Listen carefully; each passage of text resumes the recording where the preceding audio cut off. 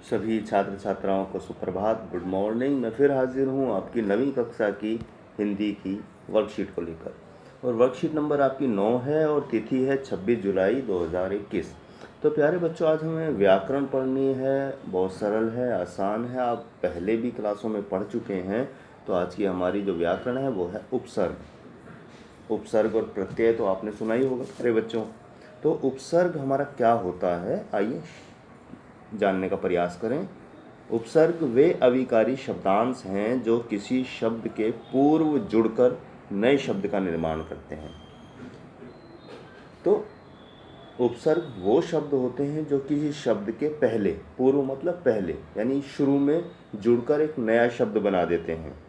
क्योंकि जो उपसर्ग हैं या प्रत्यय हैं, इनका अपना स्वतंत्र यानी कि कोई अर्थ नहीं होता जब तक ये किसी अन्य शब्द के साथ जुड़कर एक नया शब्द ना बना दें। अब देखिए, जैसे एग्जाम्पल दे रखा है बहु, उपसर्ग से बनने वाले कुछ शब्दों के उदाहरण। तो बहु हमारा क्या है, उपसर्ग है। अब देखिए, बहुमूल्य, बहुमुत, बहुमत, बहुवचन, बहुज्ञ, बहुसंख्यक। तो इतने शब्द हमारे बहु उपसर्ग से बने।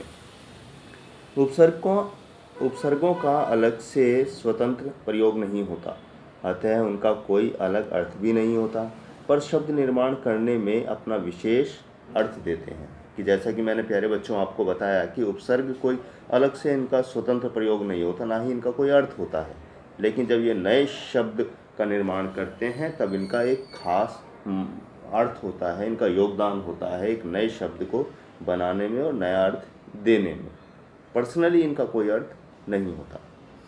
अब देखिए, यहाँ पे आपका अभ्यास दिया गया है प्यारे बच्चों कि सितारों में लिखे उपसर्गों से एक एक नए शब्द बनाकर बादलों में लिखे गए हैं। आप भी ऐसे ही उन्हीं उपसर्गों से नए शब्द बनाकर सितारों से जुड़े बादलों में लिखें। आइए अभ्यास करें। अब जैसे प्यारे बच्चों, हमारा जो ये उपसर्ग है सु। अब इससे इन्होंने एक बनाया है सुविचार। ऐसी आप यहाँ दे सकते हैं सुलेख, यहाँ दे सकते हैं सुमित्रा, यहाँ दे सकते हैं। तो आइए इनका उत्तर हम देखते हैं प्यारे बच्चों। ये स्क्रीन पर प्यारे बच्चों आपको दिखाई दे रहा है जो हमें एक उपसर्ग बीच में दिया गया है। सितारों में सु है, इनसे बनने वाले शब्द सुविचार, सुनीता, सुमन, सुलेख। ऐसे ही यहाँ दिया गया है अप उपसर्ग। अप से क्या क्या शब्द बन सकते हैं, अपयश, अपहरण, अपराध, अपमान।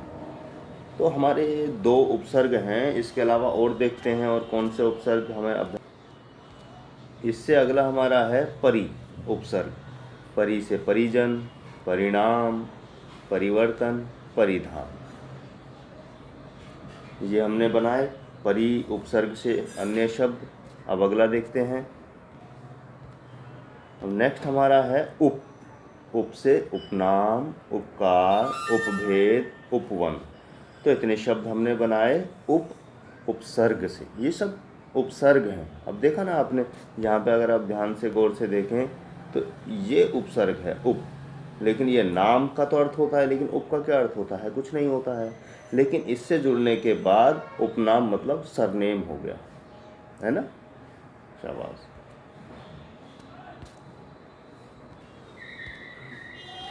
तारों से जुड़े गोलों में हमने लिखने का अभ्यास कर लिया, जान लिया उपसर्गों को। अब यहाँ भी कुछ अन्य शब्द भी हम देख लेते हैं। अप उपसर्ग से अपशब्द है, अपकीर्ति है, अपवाद है, अप्रयोग है, अपव्यय है, अपमान है, अपकार है, अपहरण है। अब देखिए, यहाँ सु से सुभाषित है, सुगम है, सुलभ है, सुयस है, सुवास है, सुकृत है, सुजन है, सुदूर है। तो अप और सु से हमने अन्य शब्द देखे, है ना। अब और भी हम देखते हैं प्यारे बच्चों। ये देखिए, अब परि और उप के हम देखें। परि से बनने वाले शब्द हैं परिजन है, परिमाण है, परिश्रम है, परिधान है, परिक्रम है, परिभ्रमण है, परिवेष्टन है, परिधि है। अब उप से, उपनाम है, उपकूल है, उपस्थिति है, उपनिवेश है, उपवन, उपासना, उपकार, उपभेद, उपदेश और उपसर्ग।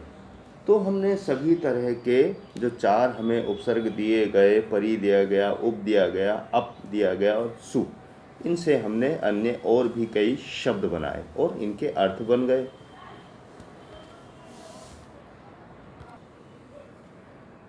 तो प्यारे बच्चों, उम्मीद है आज की आपको उपसर्ग, ये व्याकरण का जो एक हिस्सा है, आपको बहुत अच्छे से समझ आ गया। बहुत सरल और आसान है प्यारे बच्चों। केवल एक वो शब्द हमें जोड़ देने हैं जिनका अर्थ होता है, उसके पहले उपसर्ग को जोड़ देना है। अब ये देखिए वर्कशीट में भी आपका दिया है बहु से बहुमूल्य, बहुमत, बहुवचन। तो बहुत सरल है, आसान है। आप भी अपनी पुस्तक में से अन्य उपसर्गों को छांटिए और मूल शब्द को भी अलग करने का प्रयास किए। इससे आपका अभ्यास हो जाएगा और आपको और भी बेहतर तरीके से समझ आ जाएगा। तो इसी के साथ मैं लेता हूँ विदा। मिलूँगा फिर आपको अगली वर्कशीट के समाधान के साथ लेकर। अपना ध्यान रखें, घर से बेवजह बाहर ना निकलें, मास्क लगा कर रखें, समय समय पर हाथ धोते रहें, अच्छा खाएं, स्वस्थ रहें।